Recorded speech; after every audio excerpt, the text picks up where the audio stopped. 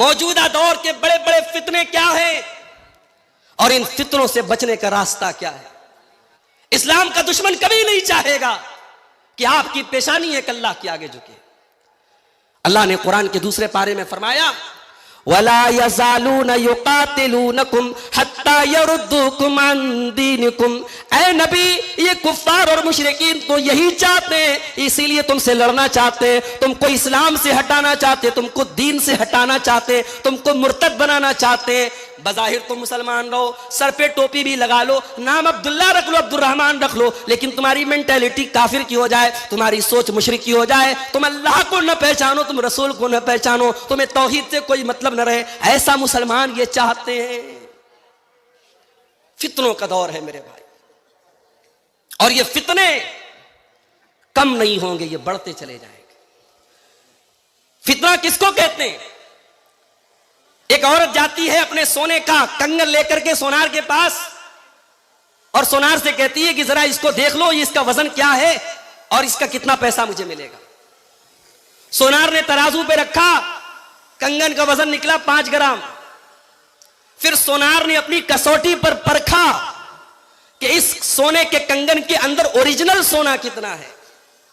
उस कसौटी पर जब उसने परखा, उसने कहा, मोहतरमा, आपके 5 ग्राम के कंगन का जो ओरिजिनल वजन है वो तो 4 ग्राम है, इसके अंदर 1 ग्राम तो मिलावट है। हमारे ईमान की, हमारे तौहीद की, हमारे दीन की मिलावट, खरे और खोटे को अलग करने के लिए अल्लाह ताला ने दुनिया में तरह तरह के फितरों को भेजा है मेरे भाइयों, ताकि ईमान में खरा क्या है खोटा क्या है अलग हो जाए। और कयामत के पहले फितने बढ़ते चले जाएंगे।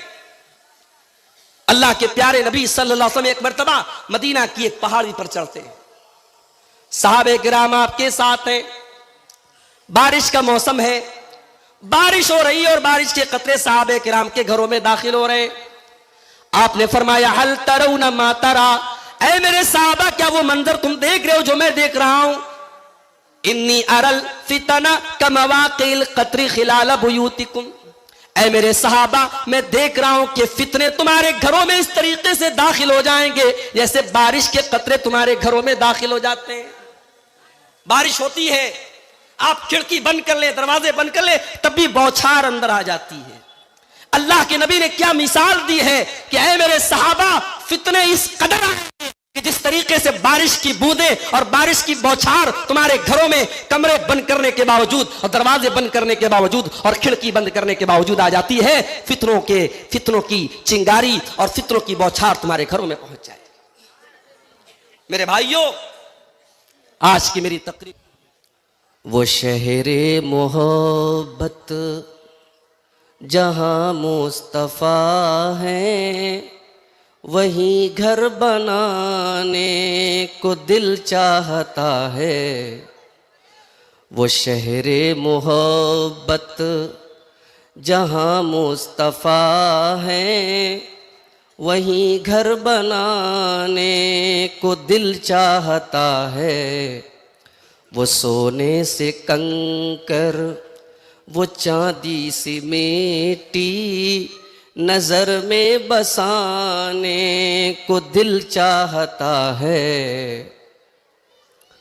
जो पूछा नबी ने कि कुछ घर भी छोड़ा, तो सिद्दीक़ अकबर के होठों पे आया, वहाँ मालो दौलत कि क्या है हकीकत, जहाँ जान लुटाने को दिल चाहता है। वो शहरे मोहब्बत जहाँ मुस्तफ़ा है, वहीं घर बनाने को दिल चाहता है। जिहादे मोहब्बत की आवाज गूंजी, कहा हंज़ला ने ये दुल्हन से अपनी। जिहादे मोहब्बत की आवाज गूंजी, कहा हंज़ला ने ये दुल्हन से अपनी। इजाजत अगर दो तो तो जामे शहादत लबों से लगाने को दिल चाहता है। वो शहरे मोहब्बत जहाँ मुस्तफ़ा है, वहीं घर बनाने को दिल चाहता है। सितारों से ये चाँद कहता है हर दम, तुम्हें क्या पता है वो टुकड़ों का आलम। सितारों से ये चाँद कहता है हर दम, तुम्हें क्या पता है वो टुकड़ों का आलम। इशारे में आका के इतना मज़ा था कि फिर टूट जाने को दिल चाहता है। वो शहरे मोहब्बत जहाँ मुस्तफ़ा है, वहीं घर बनाने को दिल चाहता है। सदर मोहतरम, नाज़िम इजलास, उलमाए किराम, मुहतरम बुज़ुर्गों, नौजवान साथियों, माँओं और बहनों, प्यारे बच्चों, जामिया इस्लाहुल मोमिनीन बरहेट का ये सालाना प्रोग्राम, जो इस पूरे इलाके का सबसे शानदार प्रोग्राम होता है और 2 दिन का ये प्रोग्राम होता है। आज इस प्रोग्राम का पहला दिन और उसकी आखिरी कड़ी के तौर पर मैं आपके सामने हाजिर हूं। मुझसे पहले हमारे अजीज दोस्त शेख अबुल कलाम सलफ़ी हफ़िज़हुल्लाह ने बड़ी बेहतरीन बातें आपके सामने रखी। उम्मत की बुराइयों, उम्मत में पाई जाने वाली कमज़ोरियों की तरफ उन्होंने इशारा किया। अल्लाह ताला मौसूफ़ की बातों पर हम सबको अमल करने की तौफ़ीक़ अता फ़रमाए। मेरे भाइयों, आज के इस दौर में हम और आप अक्सर एक चीज को देख करके हमें हमारे दिल में खटक पैदा होती है। जब हम ये देखते हैं कि ला इलाहा इल्लल्लाह पढ़ने वाला वो जलील हो रहा है और गैरुल्लाह की इबादत करने वाला इज्जत पा रहा है। जो घर अल्लाह की इबादत के लिए बनाया गया उसे मिस्मार भी कर दिया जा रहा है, उसे गिरा भी दिया जा रहा है, उसे ढा भी दिया जा रहा है और उसकी जगह पर शिर्क का आस्ताना खड़ा किया जा रहा है। तो सवाल पैदा होता है कि ऐसा क्यों हो? क्या नऊजुबिल्लाह हमारा दीन सच्चा नहीं है? क्या हम एक अल्लाह के मानने वाले नहीं है? क्या इस्लाम दीन बरहक नहीं है? और अगर ऐसा है, हम एक अल्लाह के मानने वाले हैं और इस्लाम सच्चा दीन है और अल्लाह हमारा माबूद है, तो फिर हमारे साथ ऐसा क्यों हो रहा है? कुरान करीम में अल्लाह ताला ने कई जगहों पर इस सवाल का जवाब हमें दिया है। उसमें से एक आयत जो मैंने आपके सामने पढ़ी है, सूरह अनकबूत की इब्तिदाई आयतें।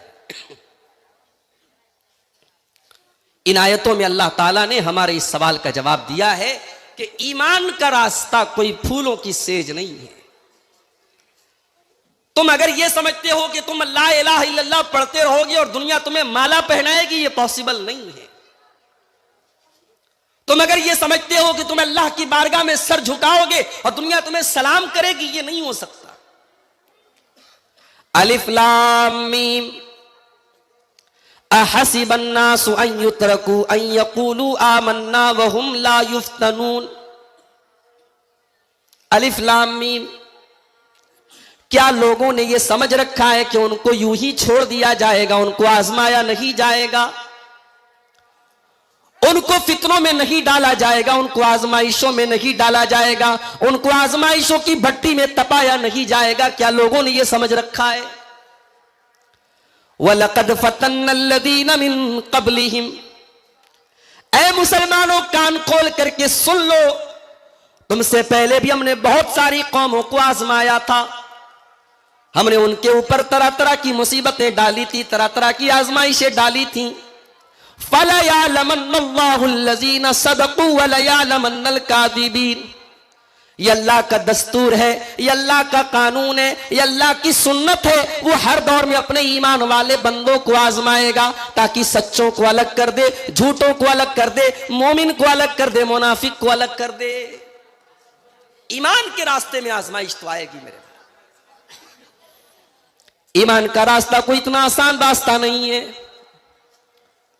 आपने जब ला इलाहा इल्लल्लाह पढ़ लिया और आपने इस्लाम के अंदर अपने आप को दाखिल कर लिया तो तैयार हो जाओ, आपके रास्ते में तरह तरह की मुसीबतें आएंगी। हो सकता है ऐसा भी दौर आए कि आपको ला इलाहा इल्लल्लाह पढ़ने पर आपके मुंह में अंगारे डाल दिए जाएं। ऐसा दौर भी आ जाए कि तौहीद के बदले में आपको अपनी जान गंवानी पड़ जाए। अल्लाह के नबी ने ऐसे मौके पर फरमाया था, ला तुशरिक बिल्लाहि व इन कुतिलता औ हुर्रिकता। अगर ऐसा दौर आ जाए कि तौहीद के बदले में तुम्हें कत्ल कर दिया जाए, तुम्हें जला दिया जाए, तुम कत्ल हो जाना, तुम जलने पर जलना गवारा कर लेना, मगर तौहीद से कॉम्प्रोमाइज मत करना।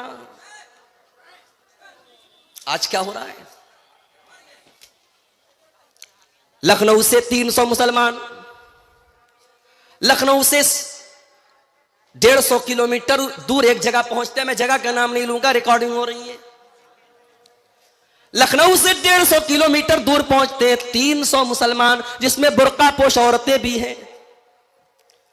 और वहां जाने के बाद एक ऐसी जगग की वो जियारत करने जाते, एक ऐसी जगह का दीदार करने जाते, एक ऐसी जगह का दर्शन करने जाते जहां के बारे में हम सब जानते हैं कि अल्लाह का एक घर गिरा करके वहां बुतखाना बनाया गया।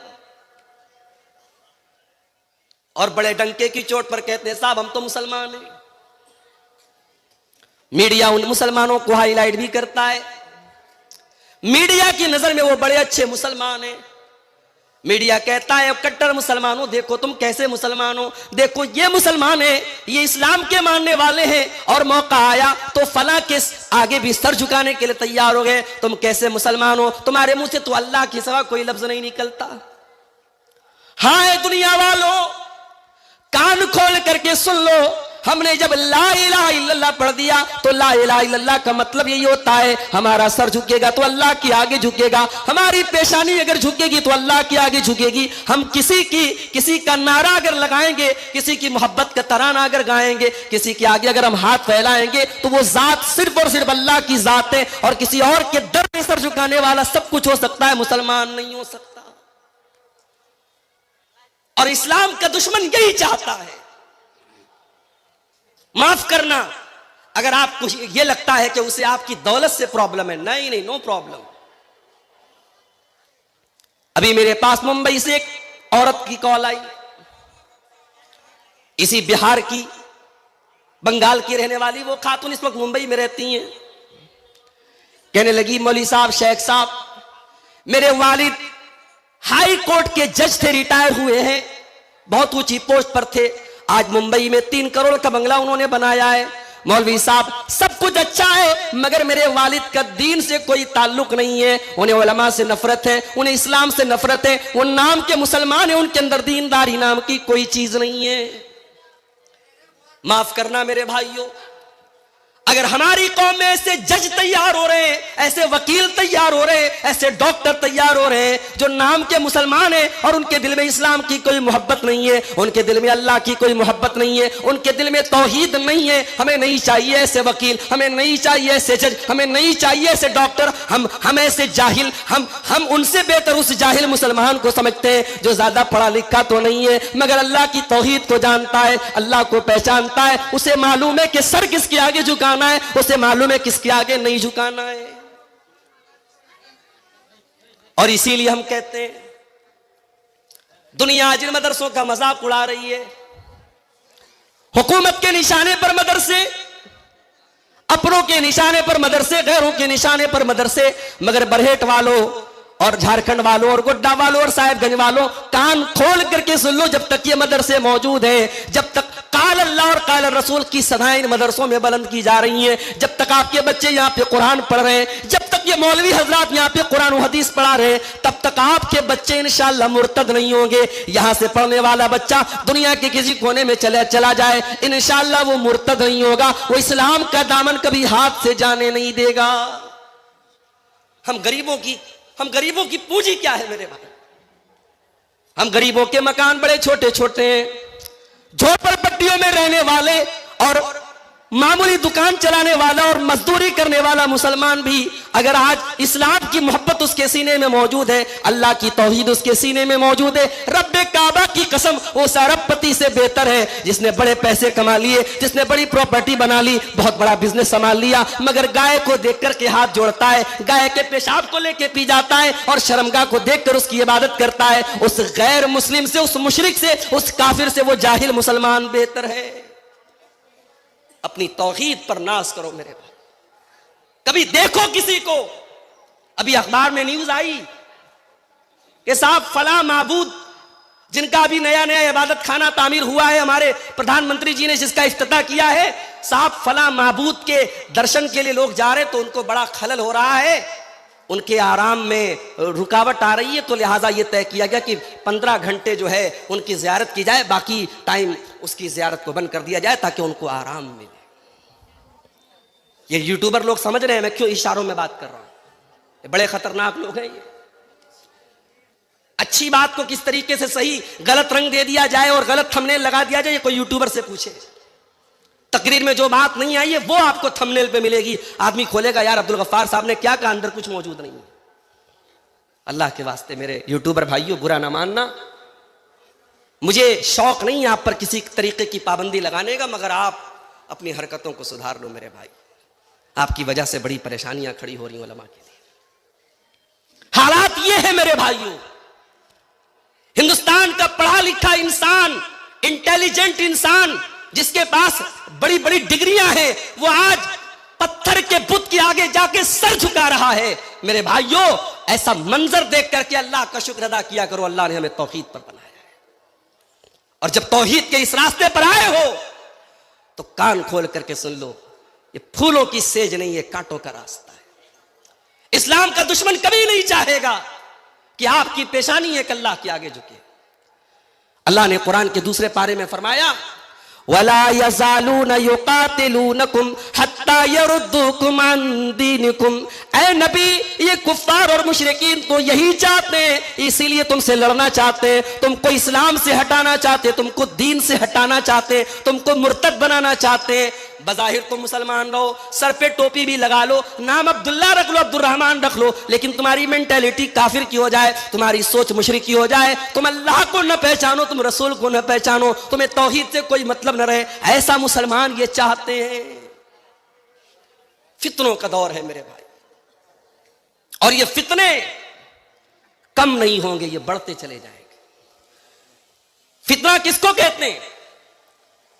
एक औरत जाती है अपने सोने का कंगन लेकर के सोनार के पास और सोनार से कहती है कि जरा इसको देख लो, इसका वजन क्या है और इसका कितना पैसा मुझे मिलेगा। सोनार ने तराजू पे रखा, कंगन का वजन निकला 5 ग्राम।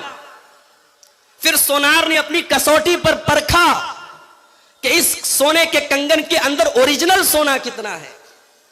उस कसौटी पर जब उसने परखा, उसने कहा मोहतरमा, आपके 5 ग्राम के कंगन का जो ओरिजिनल वजन है वो तो 4 ग्राम है, इसके अंदर 1 ग्राम तो मिलावट है।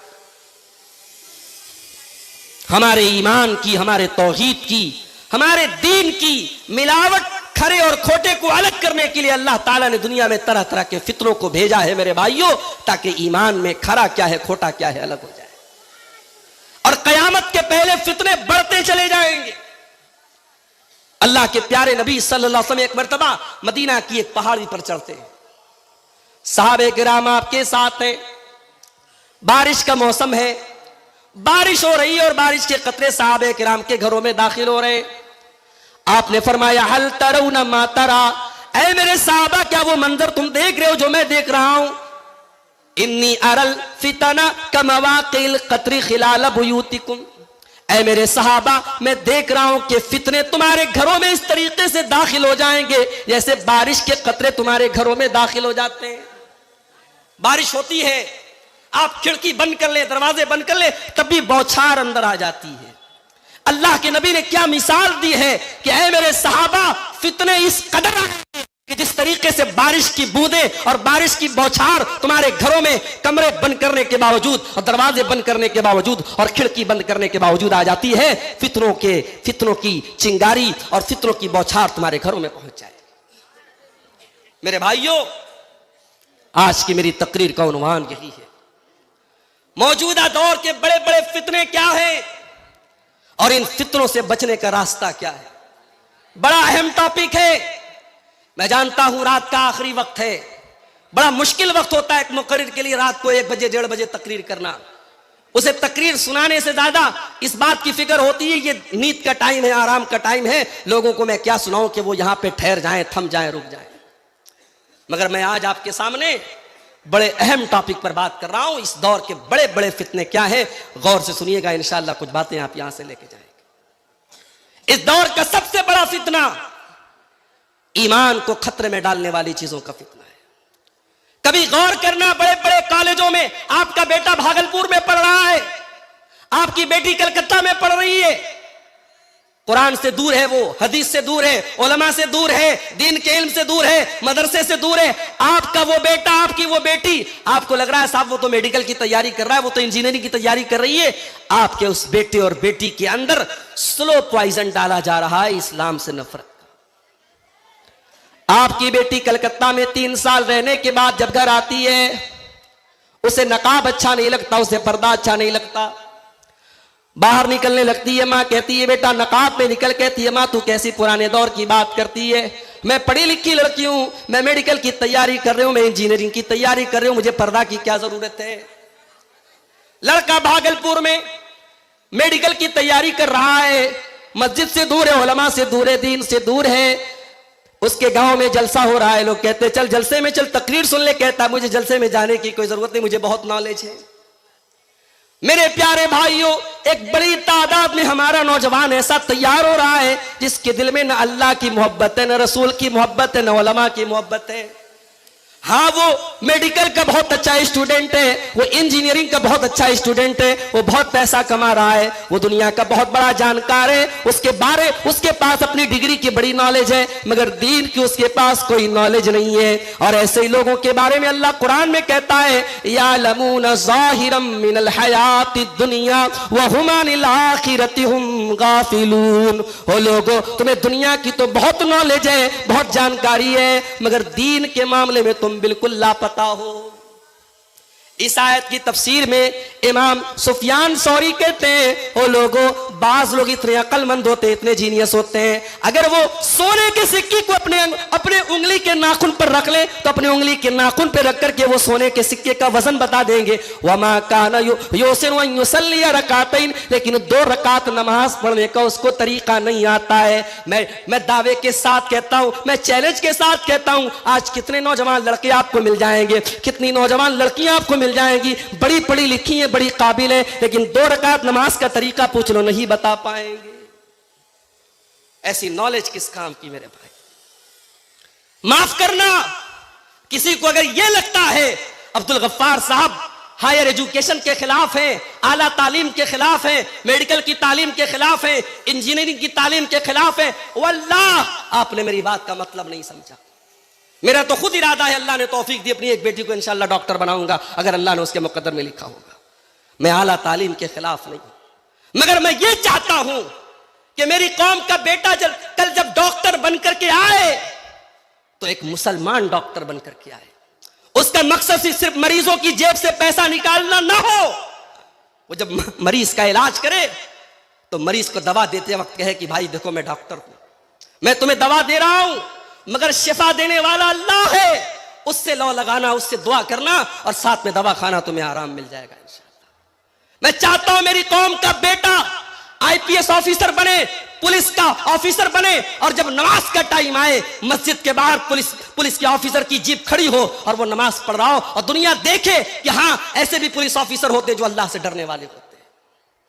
मैं चाहता हूं मेरी कौम का बच्चा ऐसा वकील बने जो पैसे के लिए वकालत न करे, जो हक और इंसाफ के लिए वकालत करे, जो जज की कुर्सी पर बैठे तो ओहदे और लालच में फैसला न करे, हक और इंसाफ का फैसला करे। मैं चाहता हूं मेरी कौम का बच्चा हायर एजुकेशन हासिल करे मगर साथ में उसके पास दीन की भी नॉलेज हो मेरे भाई। और इसलिए मैं कहता हूं जलसे आपने बहुत करा लिए, अल्लाह के वास्ते अब थोड़ी सी तवज्जो अपने कौम के बच्चों को दीनी तालीम, बुनियादी दीनी तालीम पर देने पर भी आप डालते हैं।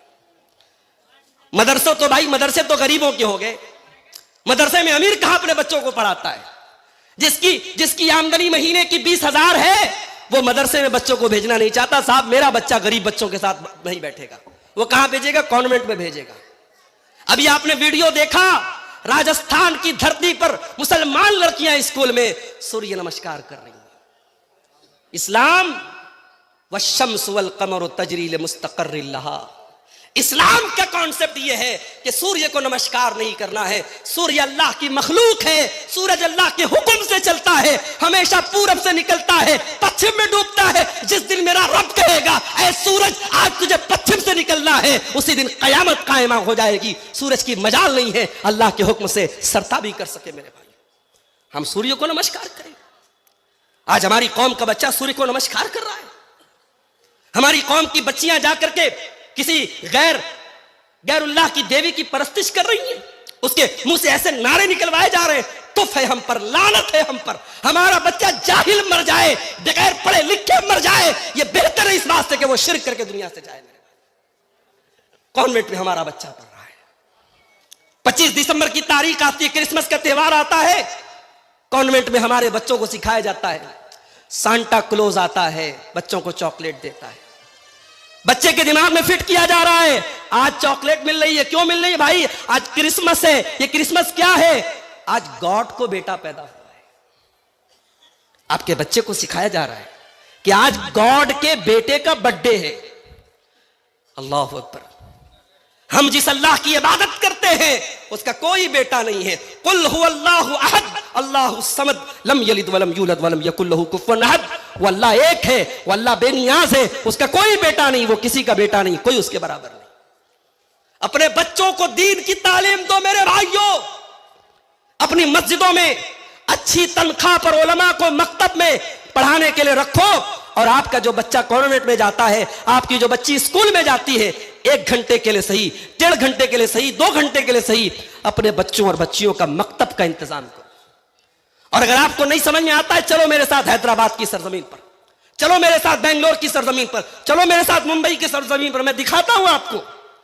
स्कूल में पढ़ने वाले बच्चे मस्जिदों में 1 घंटा आके पढ़ते हैं और उनको सारी नमाज की दुआएं याद है, उनको अकीदे की मोटी मोटी बातें याद है, उन्हें मालूम है अल्लाह कौन है, उन्हें मालूम है रसूल कौन है, उन्हें मालूम है सहाबा कौन है। मेरे भाइयों अपने बच्चों को यह तालीम दिलाओ।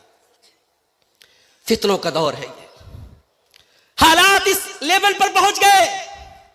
हमारे उत्तर प्रदेश के बरेली शहर में 8 साल मदरसे में पढ़ने वाली बच्ची, उसके बारे में न्यूज आई कि साहब वो गैर मुस्लिम हो गई, मुर्तद हो गई। अच्छा अल्लाह का शुक्र है कि उस लड़की का ताल्लुक ऐसे मसलक से था जिस मसलक के लोगों ने बाकायदा स्टेज पर ये नज़में पढ़ी हैं कि मैं हिंदू तो हूं वहाबी नहीं हूं। जिस मसलक के स्टेज से ये आवाज दी गई कि मैं हिंदू तो हूं वहाबी नहीं हूं, और अहले हदीस मसलक का मजाक उड़ाया गया और अपनी कौम को बताया गया तुम हिंदू हो जाना मगर वहाबी मत बनना। आज उस कौम की 8 साल मदरसे में पढ़ने वाली बच्ची आज इस्लाम का दामन छोड़ देती है। मेरे भाई हम इस कौम को कहां लेके जा रहे हैं? अभी आपने वो वीडियो भी देखा होगा फेसबुक पर, एक मुसलमान को दूसरे मुसलमान लोग पकड़ते और कहते बोल आला हजरत जिंदाबाद, बोल वहाबी मुर्दाबाद, बोल फला काफिर। उस मुसलमान को दूसरे मुसलमान लोग पकड़ करके उससे ये नारे लगवाते हैं। अगर यही इस्लाम है तो जब हमारे मुसलमान को गैर मुस्लिम पकड़ करके अपने मजहब का नारा लगवाता है और उसकी जो है मॉब लिंचिंग करता है तो हम क्यों रोते हैं? वही काम तो अपने मुसलमान भाई के साथ हम कर रहे हैं। नफरत की ये पाठशालाएं बंद कर दो मेरे भाई। तुम्हारे नबी ने बड़े पत्थर खाए हैं मगर दिलों को जोड़ा है। तुम्हारे नबी ने बड़ी तकलीफें सही है मगर दिलों को जोड़ा है। तुम अपनी पेट की दुकानों की खातिर आज लोगों को तोड़ रहे हो। आज मीडिया में आप देखें, मीडिया वालों को अच्छी तरीके से पता है कि मुसलमानों में कितने सेक्ट हैं, कितने फिरके हैं, कौन वहाबी है, कौन देवबंदी है, कौन बरेलवी है, कौन शिया है, सब पता है मीडिया वालों को। मीडिया वाले भी बड़े होशियार हैं। दूसरे मसलक के उलमा को माइक लगा के उनके मुंह में माइक डाल के पूछे बताइए आपका फला मसलक के बारे में क्या कहना है, उनके बारे में क्या कहना है, उनके मुंह से उगलवाना चाहते हैं। मेरे भाइयों, इत्तेहाद पैदा करो। और आओ, जब इत्तेहाद की बात आई है, मैं कुरान की वो आयत आपके सामने पढ़ता हूं। इत्तेहाद अगर पैदा करना है, यूनिटी पैदा करना है, एकता पैदा करना है, कुरान ने तरीका बता दिया। वातसिमू बिहब्लिल्लाहि जमीया, तुम अल्लाह की रस्सी को मिलकर के थाम लो। वला तफर्रकू, और आपस में फिरकों में न बंटना। आपस में तुम इख्तिलाफ न करना, तुम फिरका बंदी न करना। तुम्हें अगर एक होना है, तुम्हें मुत्तहिद होना है, तो अल्लाह की रस्सी को थाम लो। अय अल्लाह तेरी रस्सी क्या है?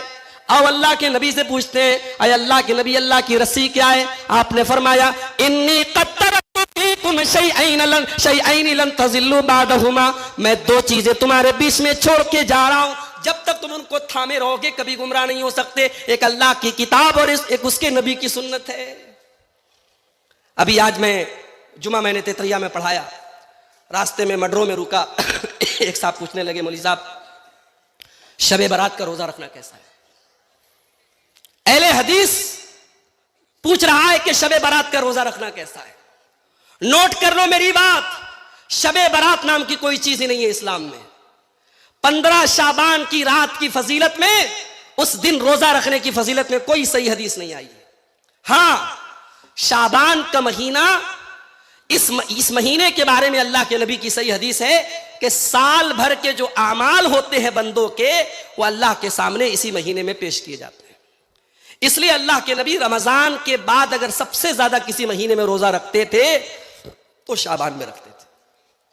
शाबान का महीना स्टार्ट हो चुका है, आप रोजा रखिए, जितना रोजा रख सकते रखिए।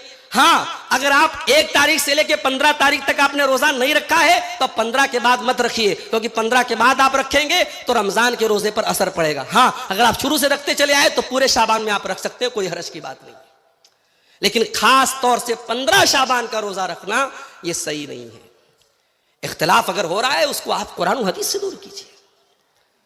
रजब का महीना गुजरा, 27 रजब की तारीख आई, बहुत सारे लोग 27 रजब को एक नमाज पढ़ते हैं साहब, सलाते अल्फिया, 1000 रकात नमाज रोजा रखते हैं, कहते हैं उस दिन रोजा रखने से गुनाह माफ हो जाते हैं। हमारे उलमा बैठे, पूछो इनसे, मेराज का वाकया आया पेश अल्लाह के नबी के साथ, लेकिन कौन से महीने में आया, कौन सी तारीख में आया, कोई कंफर्मेशन नहीं मिलता है, कोई तारीख नहीं मिलती है। सीरत की किताबें कहती है बहुत इख्तिलाफ है। आपने तारीख मुकर्रर कर ली।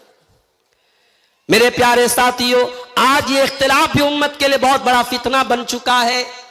अपने इख्तिलाफात को दूर करो और आओ अल्लाह के नबी की सुप्रीम कोर्ट में लेकर के आ जाओ। ये वो सुप्रीम कोर्ट है जिसके डिसीजन को ठुकराने वाला मोमिन ही नहीं रह जाएगा। अल्लाह कुरान में फरमाता है, फला वरब्बिका ला युमिनूना हत्ता युहक्किमूका फीमा शजर बैनहुम सुम्मा ला यजिदू फी अनफुसिहिम हरजम मिम्मा क़ज़ैता व युसल्लिमू तस्लीमा। ऐ नबी, आपके रब की कसम, ये लोग उस वक्त तक मोमिन नहीं हो सकते जब तक अपने सारे इख्तिलाफात में ऐ नबी आपको अपना जज न बना ले, आपको अपना फैसल न बना ले और आपकी बात को तस्लीम न कर ले।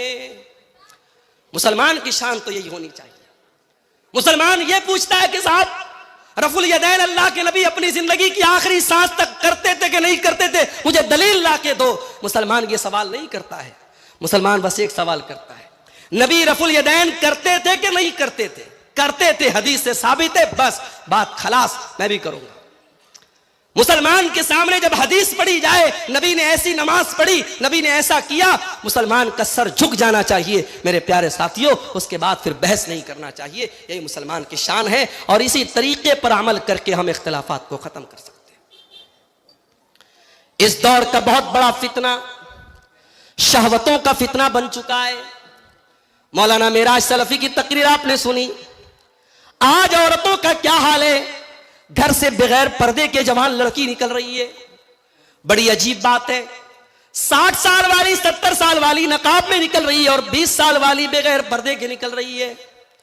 और माफ करना मेरे भाइयों, आपके यहाँ के जलसों में जो बहुत सारी चीजें शरीयत के खिलाफ हो रही उसमें से की भी हो रही है।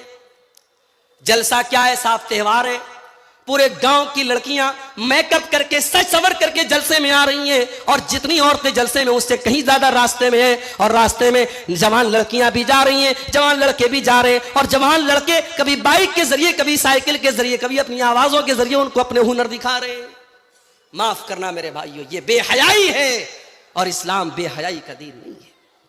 आप जलसे में आए हैं, जलसा बड़ी पाक जगह है, यहां कुरान और सुन्नत की बातों को सुनने के लिए आए हैं। आप अपनी बेटियों को पर्दे में भेजिए, और जब औरतें लड़कियां यहां आ जाएं, अपने पिंडाल में जाएं, बाजारों और सड़कों पे लाइन न लगाएं, और नौजवान लड़के भी पिंडाल में आकर तकरीर सुने। और अगर नहीं सुन सकते, जाके अपने घर बैठे। ये सड़कों पर आवारा गर्दी करना ये जलसों के मकसद के खिलाफ है मेरे भाई।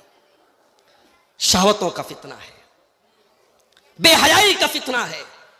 आज हमारी मुसलमान लड़कियों की जब शादियां होती हैं, आप देखें शादियों में किस तरीके के ड्रेस पहने जा रहे हैं।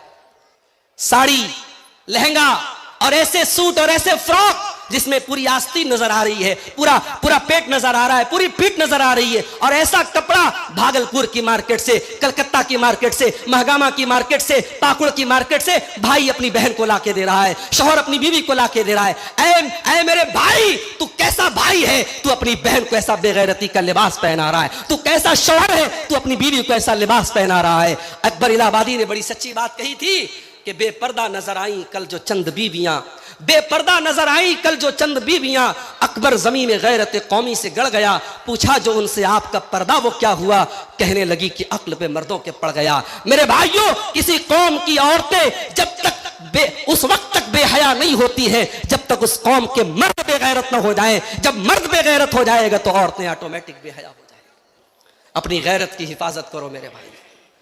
अल्लाह के नबी फरमाते, तीन लोग ऐसे कयामत के दिन अल्लाह ताला न तो उनको देखेगा, न उनसे बातचीत करेगा, न उनको गुनाहों से पाको साफ करेगा। नंबर 1 अल-आक़ुल वालिदैहि, अपने माँ बाप को सताने वाला। नंबर 2 अल-मरातुल मुतरज्जिला, मर्दों की नकल करने वाली और मर्दों की चाल ढाल अपनाने वाली औरत। और नंबर 3 अद-दय्यूस अल्लज़ी युक़िर्रु फ़ी आलिहिल ख़ुबूस, वो बेगैरत मर्द जिसके घर में बेगैरती का काम होता और उसको कोई फर्क न पड़ता हो।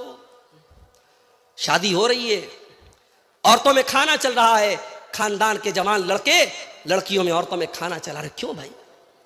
क्या एक दिन के लिए पर्दा माफ हो गया? एक दिन के लिए बेपर्दगी माफ हो गई? नहीं मेरे भाइयों, पर्दा शादी के मौके पर भी होना चाहिए, जलसे में भी होना चाहिए, मस्जिदों में भी होना चाहिए। अभी एक साहब ने मुझे व्हाट्सएप किया, मौलाना इस पर भी थोड़ा बोल दीजिएगा। हमारे बरहेट के इलाकों में मस्जिदों में औरतों का इंतजाम है, कुछ लोगों को बड़ी तकलीफ है, बड़ा एतराज करते हैं।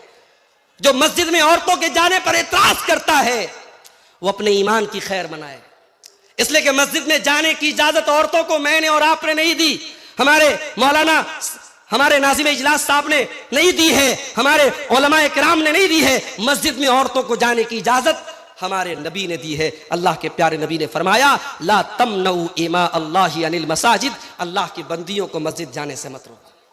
मगर हाँ, मस्जिद में सेपरेट इंतजाम औरतों का होना चाहिए, उनकी एंट्री अलग हो, उनके रास्ते अलग हो, और पर्दे में आए वो।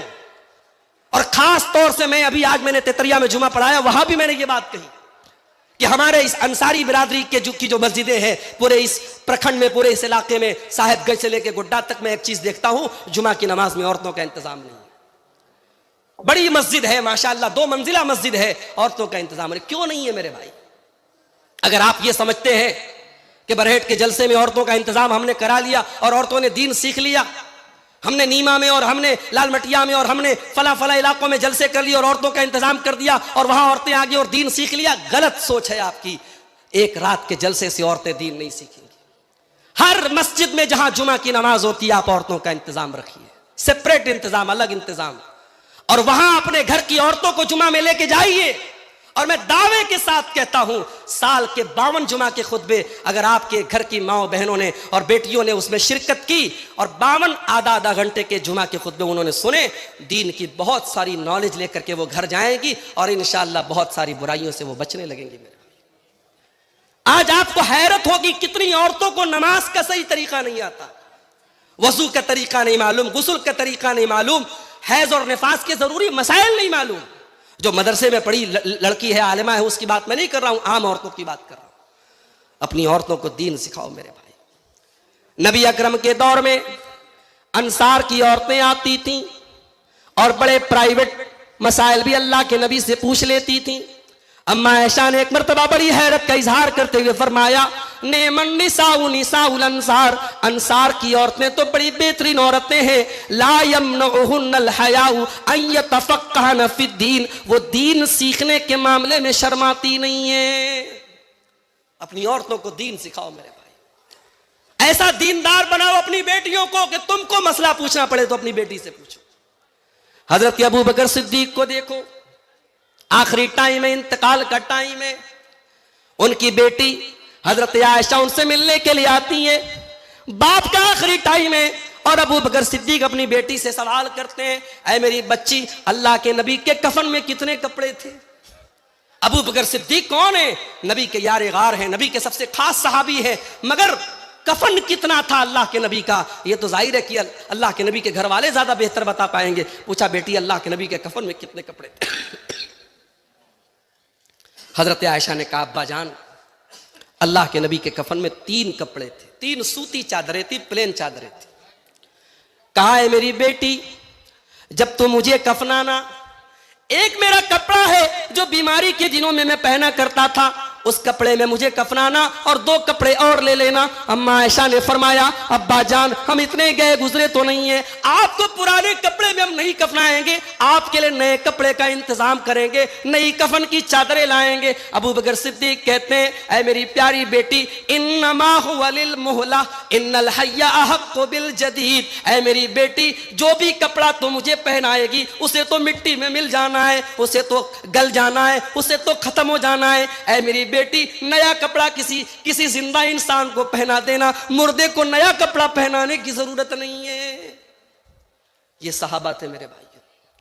मरने के टाइम भी ये फिक्र रहती थी कि मेरा कफन दफन सुन्नत के मुताबिक।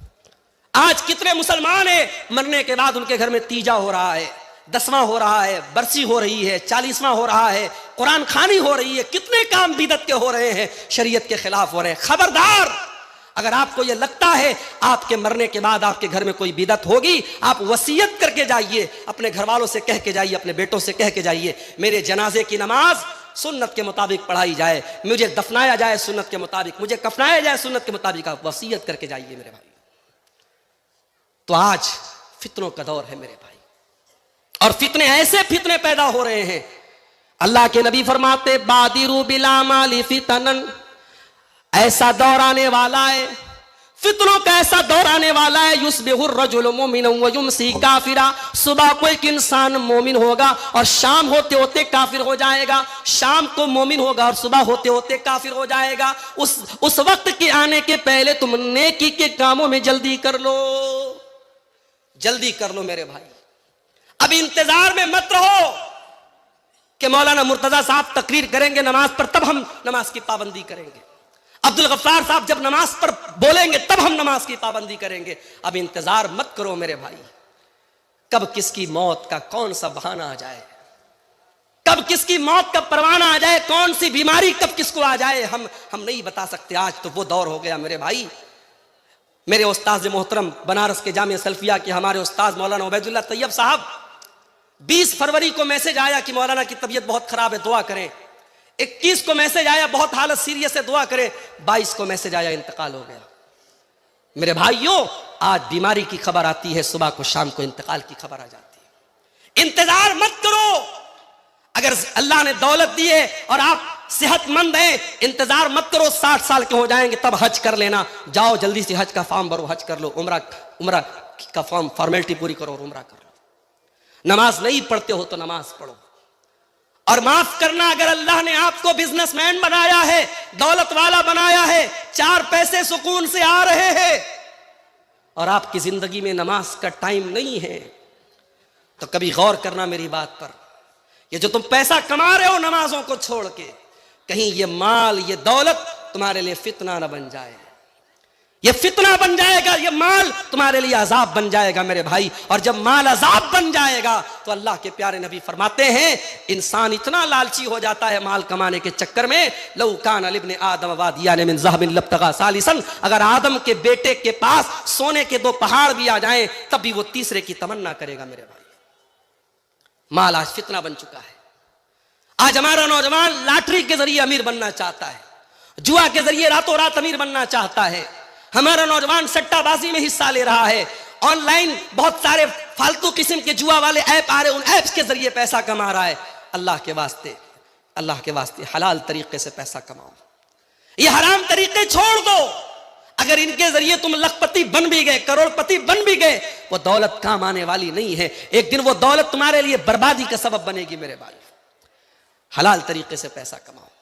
अल्लाह के नबी फरमाते याती अलन्नासी ज़मानुन ला युबालिल मर्उ मिन ऐना खज़ल माल, वो जमाना भी लोगों पर आने वाला है जब इंसान परवाह नहीं करेगा माल किस तरीके से कमा रहा है, हलाल तरीके से कमा रहा है या हराम तरीके से कमा रहा है। ये माल किस तरीके से हम कमा रहे, इसका भी हिसाब अल्लाह ताला क्या देना है।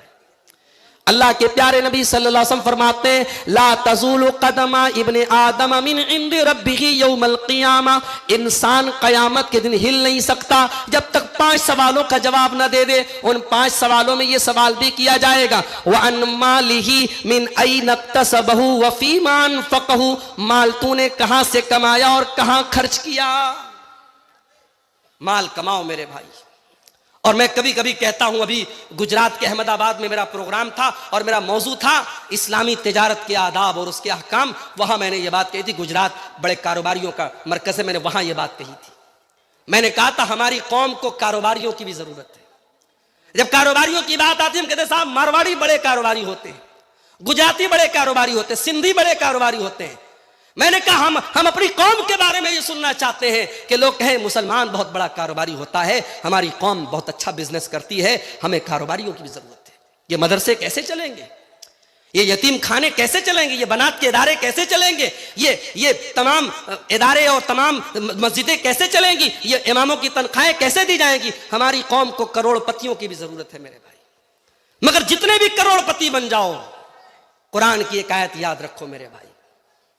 अल्लाह फरमाता है या अय्युहल्लदीना आमनु ला तुल्हिकुम अमवालुकुम वला औलादुकुम अन ज़िक्रिल्लाह, ऐ ईमान वालो तुम्हारे पास जितना भी माल आ जाए, जितने भी बेटे और औलाद तुमको हो जाए, तुम्हारा माल तुमको कहीं अल्लाह के जिक्र से गाफिल न कर दे, कहीं अपनी औलाद के चक्कर में तुम अल्लाह को भूल न जाना। ऐ ईमान वालो माल के चक्कर में अल्लाह को फरामोश न कर देना और औलाद के चक्कर में अल्लाह को फरामोश न कर देना। कुरान के 18वें पारे में अल्लाह फरमाता है रिजालुल्लाह तुल्हीहिम तिजारतुन वला बैउन अन ज़िक्रिल्लाह, हकीकत में अल्लाह के नेक बंदे तो वो होते हैं, ईमान वाले बंदे तो वो होते हैं, वो कारोबार भी करते हैं, वो बिजनेस भी करते हैं, वो दुकान भी चलाते हैं, लेकिन जब नमाज का टाइम आता है, हय्या अला सलाह की आवाज आती है, जब अल्लाह की तरफ बुलाने वाला मुअज्जिन उनको बुलाता है, अपने कारोबार को बंद करके वो नमाज की तरफ दौड़ जाते हैं। क्यों ऐसा करते हैं? अल्लाह फरमाता है यखाफून यौमन ततक़ल्लबु फ़ीहिल क़ुलूब वल अबसार, मेरे उन बंदों को कयामत के दिन का डर है, उनको डर है वो अल्लाह के यहां क्या जवाब देंगे। आज हमारे नौजवान सोशल मीडिया के भी बड़े दीवाने हैं। पहले मैं प्रोग्रामों में जाता था, कभी कोई एक नौजवान सेल्फी ले लेता था, अलग बात है। अब तो साहब सेल्फी लेने की होड़ लगी है, मौलाना साहब मेरे साथ थोड़ी सी सेल्फी ले लीजिए। अब वो सेल्फी ले लिया, अब कल स्टेटस पे लगाएगा, परसों फेसबुक पे डालेगा। कितने लोगों ने लाइक किया, कितने लोगों ने मेरे स्टेटस को देखा। मेरे प्यारे नौजवान साथियों, तुम्हें लोगों के लाइक की फिक्र है, तुम्हें लोगों के इस बात की फिक्र है कितने लोगों ने तुम्हारी पोस्ट को लाइक किया, तुम्हारे स्टेटस को देखा। काश इतनी फिक्र हमको इस बात की हो जाए कल कयामत के दिन अल्लाह ताला हमको लाइक करेगा या नहीं करेगा। ओ फेसबुक पर फिल्टर करके अपने चेहरों को खूबसूरत बनाने वाले मेरे नौजवान भाइयों, मेरी बहनों जो अपने फोटोज को सोशल मीडिया पर डाल रही हो, कहीं कयामत के दिन हमारे इन खूबसूरत चेहरों को अल्लाह ताला जहन्नम की की आग में न डाल दे। वुजूह यौमइज़िन अलैहा गबरा तरहकुहा कतरा उलाइका हुमुल कफरतुल फजरा। अल्लाह कुरान में कहता है कयामत के दिन कुछ ऐसे भी चेहरे आएंगे जो बड़े गंदे होंगे, बड़े धूल से अटे हुए होंगे, जहन्नम की आग में डाले जाएंगे। ये काफिरों के चेहरे होंगे, ये बुरे लोगों के चेहरे होंगे, ये अल्लाह के नाफरमानों के चेहरे होंगे। फेसबुक पर आपने अपने फोटो को फिल्टर के जरिए खूबसूरत कर लिया, कल कयामत के दिन अपने चेहरे को जहन्नम की आग से कैसे बचाओगे मेरे भाइयों, उसकी चिंता भी कर लो। अल्लाह हमें लाइक करेगा कि नहीं करेगा। आज हमने मोबाइल पर उंगली से क्या टच किया है, हमने ब्राउजर के अंदर क्या क्या देखा है, हमने हिस्ट्री को डिलीट कर दिया, हमने व्हाट्सएप की चैटिंग को डिलीट कर दिया, हमने यूट्यूब की हिस्ट्री को डिलीट कर दिया। हमने क्या देखा हमें पता, हमारे मोबाइल को पता है। मगर मेरे प्यारे भाइयों, अल्लाह कुरान में कहता है हत्ता इज़ा मा जाऊहा शहीदा अलैहिम समूहुम व अबसारुहुम व जुलूदुहुम बिमा कानू यामलून। मेरे बंदो, जब तुम कयामत के दिन आओगे, तुम्हारे कान भी तुम्हारे खिलाफ गवाही देंगे, तुम्हारी आंखें भी तुम्हारे खिलाफ गवाही देगी और तुम्हारे बदन की चमड़ी भी तुम्हारे खिलाफ गवाही देगी। तुमने उंगली से क्या टच किया, तुमने कानों से क्या सुना, तुमने आंखों से क्या देखा। आज फेसबुक की रील्स चल रही है, रील्स चल रही है, आलिम भी देख रहा है, मौलाना साहब भी देख रहे हैं, हाफिज जी भी देख रहे हैं। रील्स में अच्छी भी चीजें आ रही हैं, बुरी चीजें भी आ रही हैं। मेरे भाइयों, ऐसी चीज देखते ही क्यों हो जिसके अंदर हराम और हलाल दोनों चीजें आ रही है। मत देखो इन सब चीजों को, इसलिए कि आप जो देख रहे हैं आपकी आंखें सब कैप्चर कर रही हैं। मोबाइल का कैमरा पता नहीं कितने मेगापिक्सल का है, मगर हमारी आंखों में जो अल्लाह ताला ने मेगापिक्सल रखा है, ये आंखें सब रिकॉर्ड कर रही हैं। और कुरान कहता है कयामत के दिन ये आंखें वो सारी रिकॉर्डिंग पेश करेंगी, कान सब पेश करेगा, चमड़ी सब पेश करेगी। वक़ालू लिजुलूदिहिम लिमा शहिदतुम अलैना, और इंसान कहेगा अपनी चमड़ी से कि तू कैसे बोल रही है, मैंने क्या क्या टच किया था, तू कैसे बता रही है। अपनी चमड़ी के ऊपर हैरत करेगा कि आज मेरी उंगली कैसे बोल रही है, मेरे बदन की त्वचा कैसे बोल रही है। कालू अंतकनल्लाहुल्लज़ी अंतक कुल्ल शै, वो चमड़ी बोलेगी, वो हमारे बदन की त्वचा बोलेगी, आज अल्लाह ने हमको बोलना सिखाया और हम बताएंगे तूने कहां कहां टच किया था। 14 फरवरी की तारीख गुजरी, हमारी कौम का बच्चा, हमारी कौम की बेटियां, हमारे कौम के बेटे भी बेहयाई के इस दिन को कलकत्ता में मना रहे थे। कोई होटलों में मना रहा है, कोई पार्कों में मना रहा है, कोई रेस्टोरेंट में मना रहा है। आज इज्जत व आबरू की धज्जियों को उड़ाया जा रहा है, आज ज़िनाकारी की जा रही है, बदकारी की जा रही है। मेरे प्यारे भाइयों, जिस कमरे में आपने गलत काम किया होगा, जिस होटल के रूम में आपने ज़िनाकारी की होगी, कल क़यामत के दिन वो जगह भी गवाही देगी। इज़ा ज़ुल्ज़िलतिल अर्ज़ु ज़िलज़ालहा व अख़रजत कयामत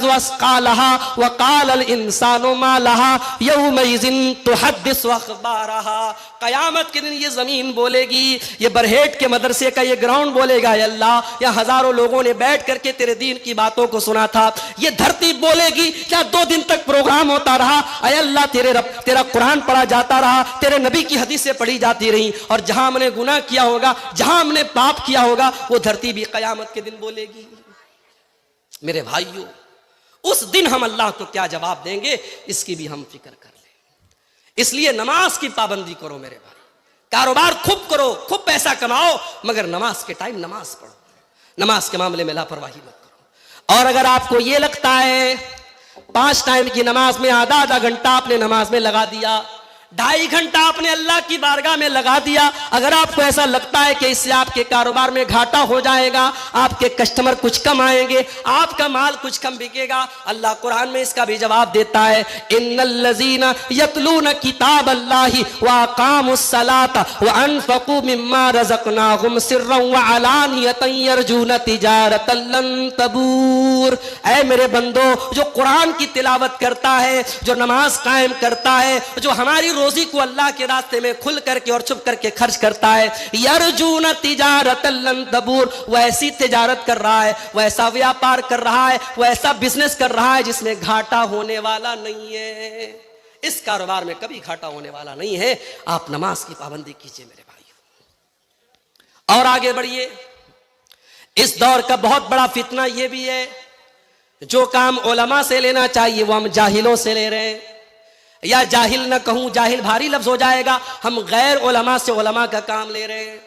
मैं नाम नहीं लूंगा। इसी झारखंड के इलाके में, इसी गुड्डा और साहिबगंज के इलाके में बड़े बड़े प्रोग्रामों में फजीलतुल शेख करके ऐसे लोगों को बुलाया जा रहा है जो आलिम नहीं है।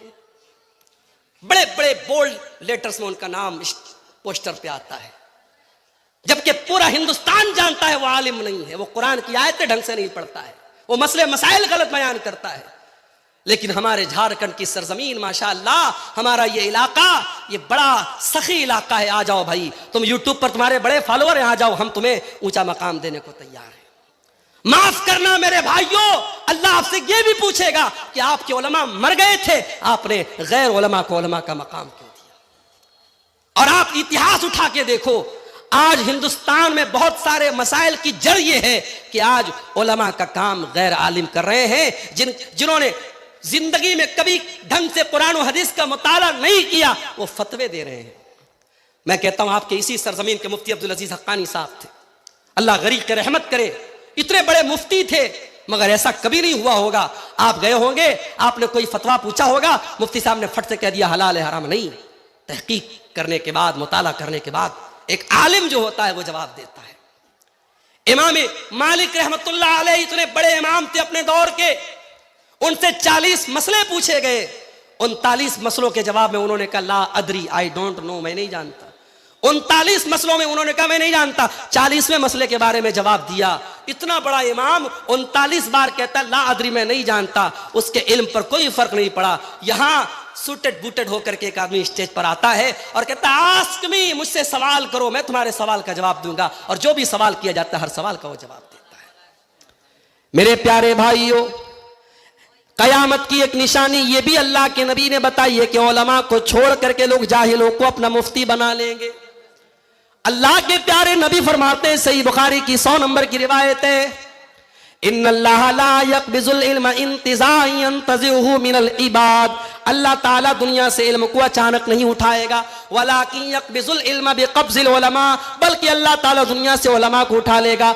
हत्ता इज़ा लम युबक़ि आलिमन, यहाँ तक कि जब उलमा दुनिया से चले जाएंगे, इत्तख़ज़न्नासु रुऊसन जुहाला, लोग जाहिलों को अपना सरदार बना लेंगे और जाहिलों से फतवा पूछेंगे। फ़सुइलू फ़अफ़्तऊ बिग़ैरि इल्मिन, और वो बगैर नॉलेज के, बगैर इल्म के फतवा देंगे और खुद भी गुमराह होंगे और दूसरों को भी गुमराह करेंगे। कितने लोग हैं हमारे कौम में कहते साहब हम इंजीनियर अली मिर्जा को फॉलो करते हैं। ये जो लफ्ज बोलते हैं ना, हम फॉलो करते हैं, ये बहुत बड़ी बात है। किसी को फॉलो करने का मतलब ये है आपने उसको टीचर माना, आपने उसको अपना उस्ताद माना। अरे तूने अपना उस्ताद ऐसे इंसान को माना जो नबी के सहाबा को बुरा भला कहता है। बड़े बड़े मसाइल पर बड़े बड़े जो उलमा खामोश रहते, ये इंजीनियर अली मिर्जा सहाबा किराम के दरमियान, जैसे मक्खी जो होती है ना, मक्खी कभी फूल पर नहीं बैठती है, मक्खी पाखाने पर बैठती है और पाखाने की गंदगी को वो निकालती है। इंजीनियर अली मिर्जा का काम क्या है? सहाबा के बीच में जो झगड़े हुए, जो इख्तलाफ हुए, वो कुरेद कुरेद के निकालता है और कहता है हजरत अली के दौर में ये हुआ, हजरत मुआविया के दौर में ये हुआ। हम क्या कहते हैं? अहले हदीस का अकीदा क्या है? हमारे उलमा ने हमें क्या सिखाया है? हमने 8 साल 10 साल मदरसों में क्या सीखा है? हमने तो यही सीखा है मेरे भाई, नबी के सहाबा के दरमियान जो झगड़े हुए उनका मामला अल्लाह के हवाले कर दो। नबी के सहाबा के दरमियान जो इख्तिलाफ हुए, अपनी जबान को बंद रखो, मत उनकी कुरेद मत करो, उनके बारे में ज्यादा जांच पड़ताल मत करो, उनका मामला अल्लाह के हवाले कर दो। हमारा अकीदा तो ये है मेरे भाई। आप अली मिर्जा को फॉलो करते हैं? मेरे भाइयों, उलमा से अपना ताल्लुक मजबूत करो। इस दौर के बहुत बड़े फितनों में से एक फितना यह है कि हमारा नौजवान अपने उलमा से दूर हो गया है। और मैं अपने उलमा से भी कहना चाहूंगा, आप नौजवानों से अपना ताल्लुक जोड़ें।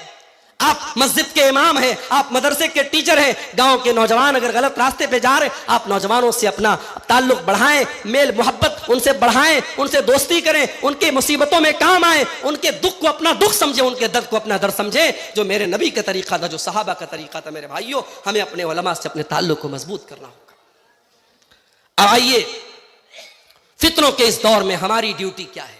एक फितना और बयान कर दूं, औरत का फितना। मौलवी साहब ये क्या बोल रहे हैं आप? औरत भी फितना है क्या? जी हां, औरत फितना है। मेरी माए बहने बुरा मत माने, मैं अभी वजाहत कर रहा हूं इस बात की। औरत क्यों फितना है? आइए मैं नबी की 2 हदीसें आपको पढ़ के सुनाता हूं।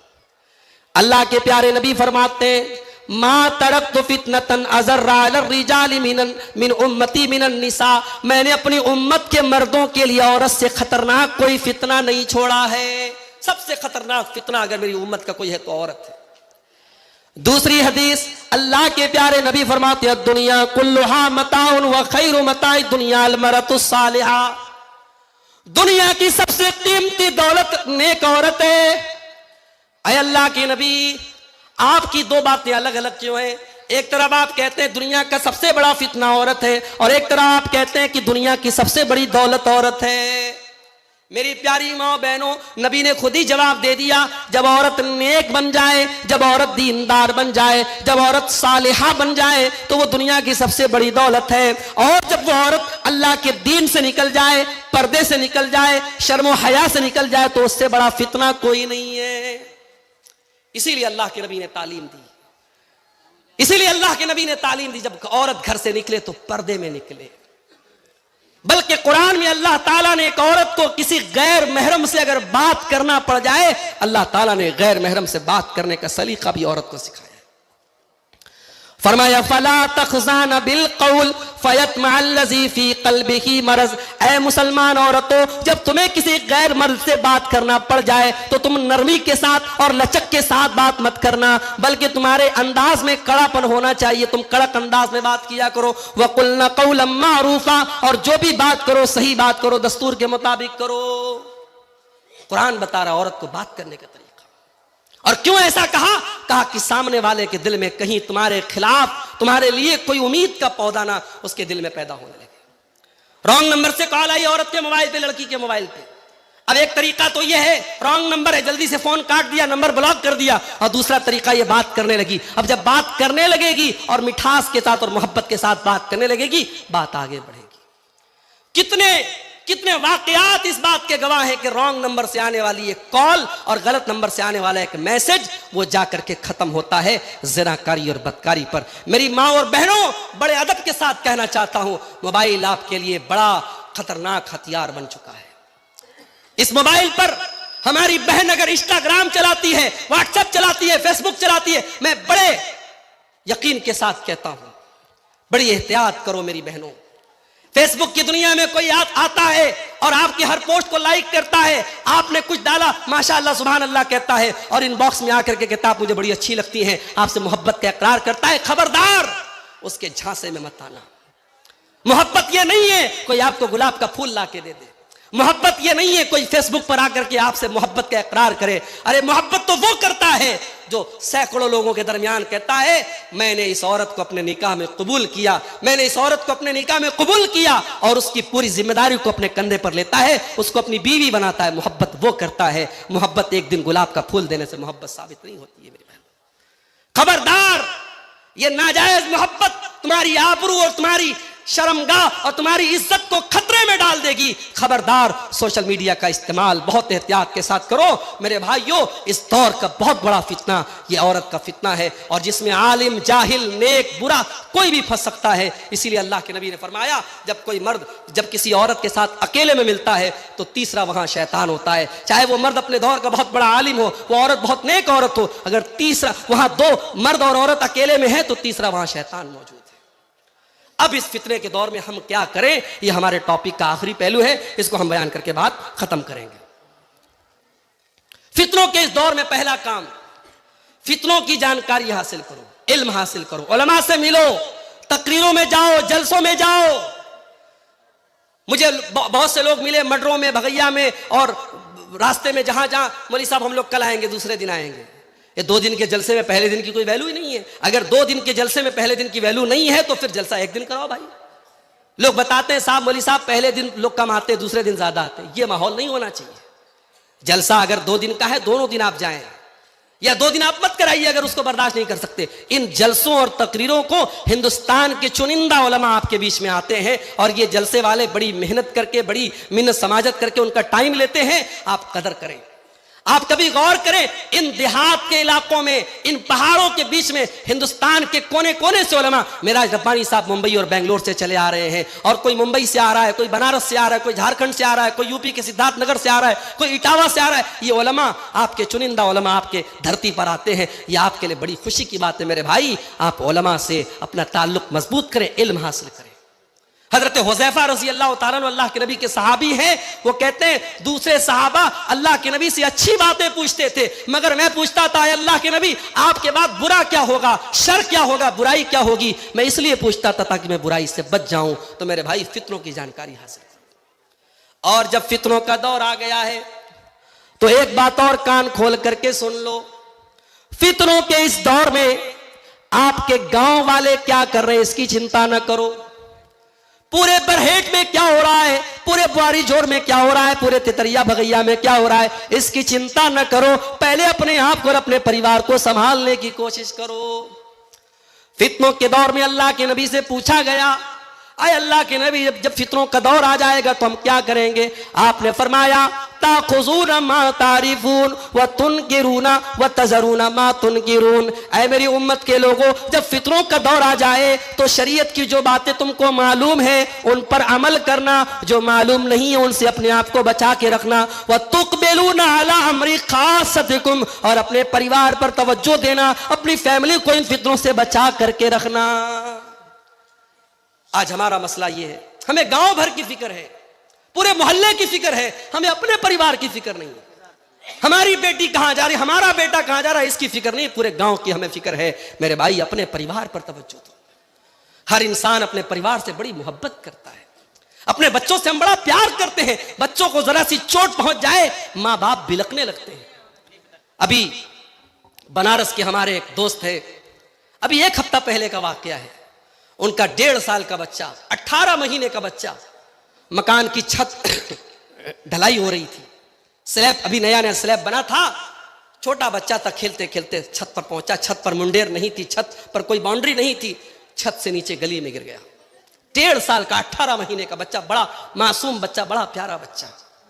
बच्चा सीरियस हो गया, बनारस के बड़े हॉस्पिटल में लेके जाया गया। 24 घंटे बच्चा चल नहीं पाया, इंतकाल हो गया। मेरे भाई मैं उस वक्त इत्तेफाक से बाहर गया हुआ था, मुझे खबर लगी। मैंने जब अपने दोस्त को फोन किया, वो सिर्फ रो रहा है, उसकी आंखों से आंसू बह रहे, कह रहे मौलाना मेरे बच्चे की खता क्या है, मेरा बच्चा क्यों चला गया। मैंने सब्र की तलकीन की, मैंने कहा अल्लाह आपको इसका अज्र देगा, आप सब्र से काम लीजिए।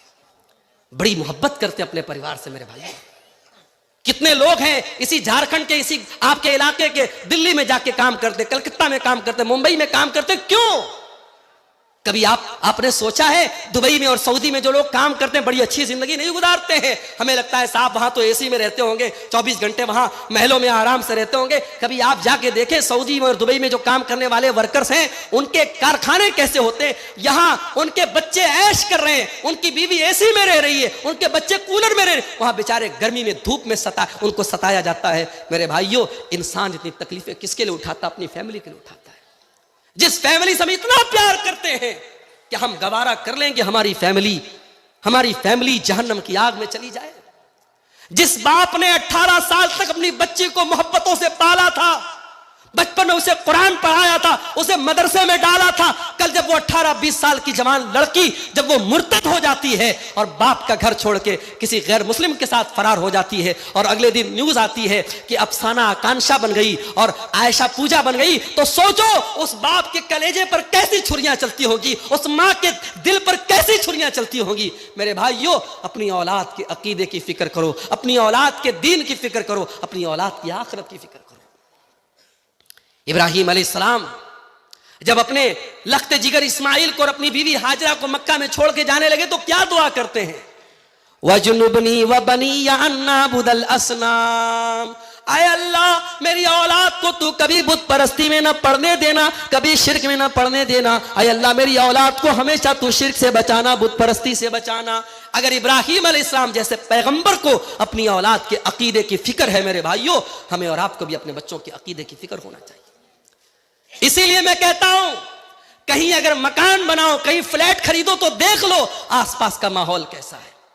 कितने हमारे अहले हदीस भाई हैं ऐसे इलाके में जाके रहने लगे जहां तावीज पहना जाता है, जहां मज़ारों पे सजदे किए जाते हैं, जहां उर्स मनाया जाता है, जहां 11वीं मनाई जाती है। हमारे अहले हदीस वहां जाके वो सारे काम करने लगे, उनके बच्चे वो सारे शिर्क के काम करने लगे।